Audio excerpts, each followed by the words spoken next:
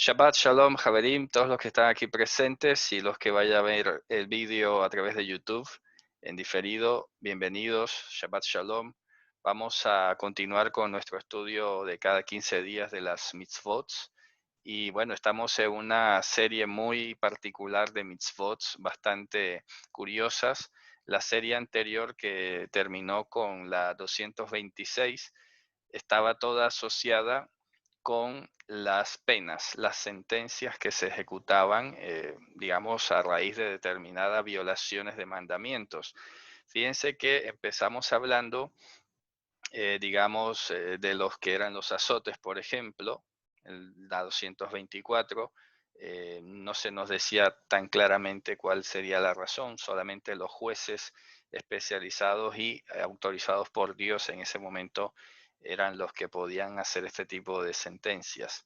De hecho, hay que decir que en la amidad, en la plegaria, o como se conoce las 18 bendiciones que se recita 3 veces al día, uno de los elementos que hace parte de esa plegaria es el hecho de que Dios devuelva a los jueces como al principio. Es impresionante, ¿no? Cualquiera diría que nadie pediría eso de vuelta. Y claro, nosotros hoy sabemos, como dice la Escritura, que todo el juicio ha sido dado al nombre de Mashiach, ha estado depositado en los méritos de Mashiach, y por eso precisamente recordábamos en la última clase que en la congregación de los santos no hay gente que practique cosas dignas de este tipo de castigos o de reprensiones, porque si nos pareció un poco extraño o fuerte o desafiante el hecho de los azotes, la última clase, pues hoy nos vamos a ir para atrás, porque lo que viene hoy es bastante fuerte. Pero claro, tenemos que repensar automáticamente cómo hoy nos encontramos en Mashiach con respecto a esta mitzvah. Vamos a ver entonces, sin más preámbulos, la mitzvah 227.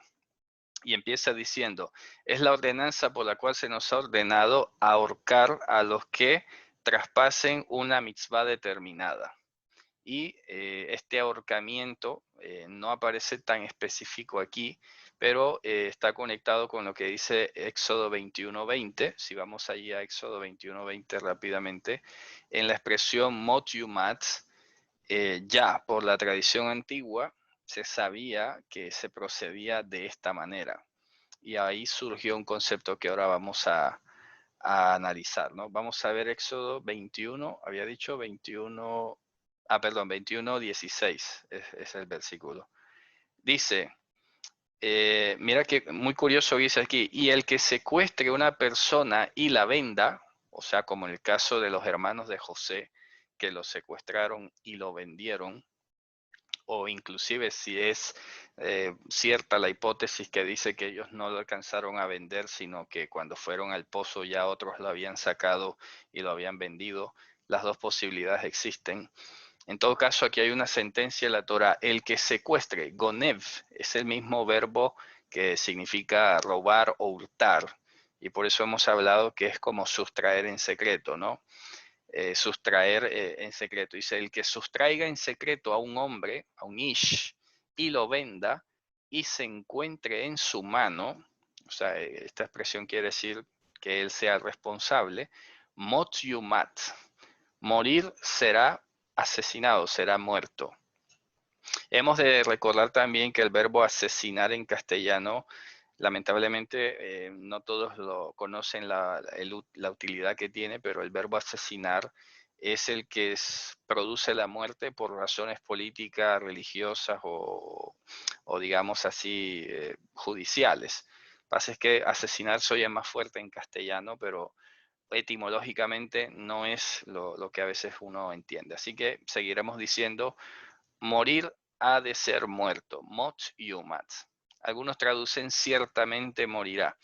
Claro, aquí no te especifica de qué manera. Es allí entonces donde surgía la discusión en el antiguo Israel, porque resulta que había un documento que yo lo he mencionado en otras ocasiones, voy a compartir aquí una pantalla en blanco para escribir. Este documento yo lo he mencionado en varias enseñanzas, de cuando en cuando se da la ocasión lo cito, es el Sefer Dixertá, que se traduce como el acta de los decretos. Pero el acta de los decretos es específicamente texto en el que se catalogaban los 4 tipos de pena capital, a saber, estrangulamiento, incineración o quema, eso lo vamos a ver ahora, estaba la decapitación y estaba el apedreamiento. Imagínate, vaya nivel de conversación, ¿verdad? Los 4 tipos de pena capital. Esto es a lo que una persona se exponía en la antigüedad como pena a recibir por la violación, repito, de determinados delitos que daban para ello, delitos con pena capital. Esto es impresionante. Entonces, por eso, cuando leemos que Jesús abolió el acta de los decretos que estaba en contra de nosotros, lo que está diciendo es básicamente que anuló las penas de muerte para nosotros. Óigase bien. Y ahora aquí viene otro tema. La pregunta que algunos nos hacen y nos desafían a veces es, si tú guardas la ley, entonces tendrás que aplicar la ley en el sentido de apedrear o de decapitar. ¿Por qué no lo haces? Y con ese tipo de razonamiento tratan de entonces llevarse toda la Torah por delante. Pues lo que tenemos que responder justamente es lo siguiente. Como todo el juicio lo dice la carta a los hebreos, ahora te has presentado ante Dios el juez de todos. No hay jueces como los había en la antigüedad, porque hay que recordar que los jueces en la antigüedad eran instituciones divinas. Hoy sería bastante peligroso que alguien surgiera de la nada sin ningún tipo de señal, de respaldo ni autorización divina, a autoproclamarse juez y a tratar de imponer este tipo de penas, que eso es un poco lo que pasa, por ejemplo, en el mundo islámico. En el mundo islámico ellos han crecido o han mutado en su cultura y ellos se creen con la facultad de ir imponiendo las penas de muerte a los infieles como mejor a ellos les parece, ¿no? En el sentido de su religión y todo esto. Pues lo que nos está mostrando el Evangelio es otra dirección totalmente opuesta. Como Dios es el juez de todos, lo que vamos a decir entonces no es que esto está anulado. Óigase bien. Que Mashiach anuló estas penas para nosotros los creyentes es una cosa, pero que estas sentencias están vigentes y que quizá Mashiach en el mundo venidero, o quizá no, seguramente, lo que pasa es que a veces nosotros nos ablandamos mucho cuando hablamos, pero tendríamos que decirlo. En el mundo venidero, en el día del juicio, en lo que es la segunda muerte, pudiéramos llegar a ver a Mashiach dictando órdenes de ejecución de este nivel, por ejemplo. Y no nos tenemos que asombrar, y no nos tenemos que estremecer, ni pensar mal de Dios, ni nada por el estilo, porque es que por lo menos estábamos viendo que de estas que están aquí presentes, hay una por lo menos que está bastante clara, y es justamente la incineración o la quema. Porque alguno pudiera decir, bueno, pero en la Biblia no dice en ninguna parte que haya que estrangular, solamente dice matar. Y el apedreamiento también está evidenciado, porque de hecho hasta Pablo ordenó o consintió en la muerte de Esteban por apedreamiento, ¿no? Y también está escrito en la Torah. Así que de estas 4, solamente 2 están evidenciadas en el texto. Insisto, el apedreamiento y la incineración.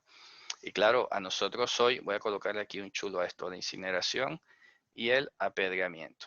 Las otras son sujeto de la tradición.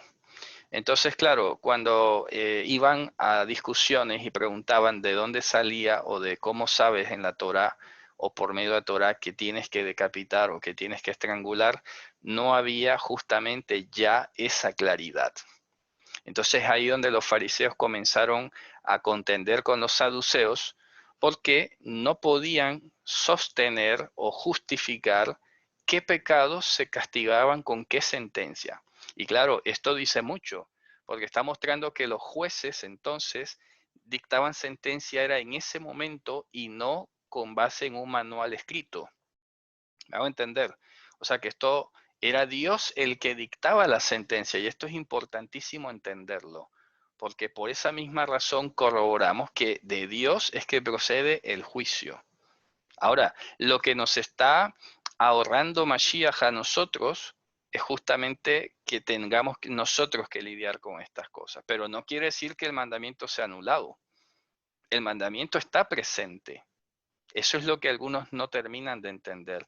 Ahora, hay que llegar a decir entonces que es Dios quien es el juez de todos y que para evitar precisamente cualquier tipo de imperfección, como lo mismo que hizo con el sacerdocio levítico. El sacerdocio levítico es un ejemplo muy exacto para comparar porque a pesar de que fue un sistema que Dios implementó directamente y él mismo especificó todas las cosas, sabemos luego que en la práctica humana se fue descarrilando, se fue haciendo imperfecto. Ya, por ejemplo, no había una descendencia, digamos, a veces aprobada o apta para el ejercicio, entonces pasaba el tío, pasaba el sobrino, y ya luego en la época del segundo templo fue peor porque ya ni siquiera eran sacerdotes hijos de Aarón. Entonces esto mostraba que era una medida efectivamente leolam, una medida que Dios había establecido con un tiempo que él iba a administrar en su justicia y en su soberana determinación. Pues en este mismo caso tendríamos que hablar de los jueces. Los jueces eran personas, eran humanos que recibían las sentencias de parte de Dios. Ahora, la época de los jueces terminó y vemos que entramos en la época de los reyes y ya allí con los reyes empiezan a aparecer los profetas. Es muy curioso porque, claro, en el mundo antiguo los reyes eran los que dictaban sentencia. Eso es conocido en todas las naciones. Los reyes eran la máxima autoridad. De hecho, hasta Pablo apeló a César porque era la máxima autoridad y todo ciudadano romano tenía derecho a una audiencia de juicio con el propio César, con el propio rey de Roma, ¿no? Entonces, así pasó. Los reyes de Israel vinieron a tomar digamos, la función de jueces o de última instancia, como Salomón, por ejemplo, que le llevaron la causa de las dos mujeres con el niño, los niños que se habían muerto y otra serie de sentencias más, y él era la última autoridad. Y por eso los reyes fueron llamados Mashiach, porque representaban la autoridad de Dios en la tierra. Y fíjate que cuando los reyes fallaban o distorsionaban o querían cambiar la ley o inaplicar la ley, Dios enviaba un profeta. Y el profeta era llamado Mashiach. ¿Por qué? Porque entonces el profeta venía a garantizar la debida observancia de la Torah. Aunque el rey estuviera en la máxima nivel, el profeta estaba encima del rey, en este caso, si lo vamos a comparar en ese sentido. Entonces vemos que la época de los reyes se acaba, Dios determinó que se acabasen los reyes. Eso ya nos dice algo. Y ya se acabaron los profetas como bien en ese sentido, repito, ¿no? No quiere decir ahora que hoy no pueda haber profetas, pero estoy hablando en el tema que estamos comentando ahora, en el tema del juicio, en el tema de la aplicación de la Torah. Bien lo dijo el propio Mashiach, todos los profetas profetizaron hasta Juan. En ese mismo sentido, porque fíjate tú cómo Juan se le opuso a Herodes, era profeta por esa misma razón, en este mismo sentido. Y le decía, oye, no te es lícito tener la mujer de tu hermano, no te es lícito esto. Claro, podemos llegar a ver a Juan, que dice que a él salía toda Judea, toda Israel salía a Juan. Era como un juez de la época antigua, pero con la gran diferencia de que al ser el mayor de los profetas, llegó entonces a mostrarle al pueblo, a preparar al pueblo para venida del Rey de Reyes, el gran y superior Mashiach. Entonces, cuando Mashiach viene como nuestro redentor, automáticamente ahora sabemos que Él es nuestro Rey. O sea que nosotros tenemos que descansar en nuestro justo juez. ¿Me hago entender? Esto es hermoso el recorrido, es impresionante. Entonces tenemos Moisés con los jueces de esos tribunales. segunda etapa, jueces de Israel. ¿Ya? Y hemos hablado que esos jueces precisamente su principal oficio era gobernar a Israel, ¿no? Defender a Israel, administrar justicia. Luego vienen los reyes y aparecen los profetas. Luego se acaban los reyes, se acaban los profetas y viene Mashiach. Mashiach es el rey de reyes y es el profeta de profetas. O sea que esto nos indica a nosotros, repito, que todo el juicio, toda sentencia ahora reposa en sus manos. Entonces, en nuestra práctica hoy en día, si alguien te viene a decir, ay, ¿y tú por qué no estrangulas? ¿Y tú por qué no decapitas? ¿Y tú por...? Oye, no, es que esa sentencia la va a tramitar mi juez y rey, Yehoshua HaMashiach, porque él es el juez de todos. ¿Te das cuenta? Entonces, con esto ratificamos que la Torah no está abolida, sino que estamos diciendo es que Él es el gran jefe, la gran cabeza, el gran rey, que sabrá administrar justicia en su debido tiempo de la mejor manera posible. Entonces se acaba la discusión allí. Y al mismo tiempo insistimos que nada tiene que ver esto con el resto de la observancia de las mitzvot, porque la gente del común, a ver, si tú eras alguien del común no salías a apedrear a nadie. Tenía que venir una sentencia judicial. ¿Y qué dice la Torah? Que eran los testigos, los que estaban implicados en el lío, los que iban a participar de allí y luego pues ya los que quisieran sumarse. Pero esta mitzvah de apedrear o de incinerar no era de que tú cualquiera por ahí la iba a aplicar digamos, a cuenta, a título personal. Así que tampoco nunca fue una mitzvah que se le exigiera a cualquier particular aplicar. Esto era siempre administrado por el canal del debido proceso, por el canal de la sentencia judicial. Y por eso insisto, al ser Mashiach nuestro rey, nuestro juez, entonces tenemos que simplemente esperar sus determinaciones. ¿Está claro, no? Bueno, si no está claro, igual pueden preguntar en el chat, que para eso precisamente lo hacemos así, para que tengan la ocasión de ir escuchando y preguntando. Entonces, aquí, repito, Maimónides simplemente hace eco en la mitzvah 227 de que cuando en Éxodo 21:16 dice, morir morirá el secuestrador, esa pena se castigaba con estrangulamiento. O sea, ese delito, perdón, se castigaba con estrangulamiento. Si alguien dice, ¿y de dónde sabemos que a los secuestradores se les mataba estrangulándolos o ahorcándolos? No lo sabemos. No se puede extraerle la Torah. Como mucho, por ejemplo, un caso así que no tiene que ver con secuestro, fue por ejemplo cuando Josué colgó a los reyes de la coalición esta, de los 5 reyes estos de los cananeos, etcétera. Bueno, eso es un ejemplo de que sí, colgaron ahí a esa gente, ¿no? Pero en el caso específico de la mitzvah del secuestro, que prohíbe el secuestro, es cuestión de tradición. Simplemente sí nos dice que tal persona es rea de muerte. Eso es lo único que vamos a decir, ¿verdad? Bien, entonces sigamos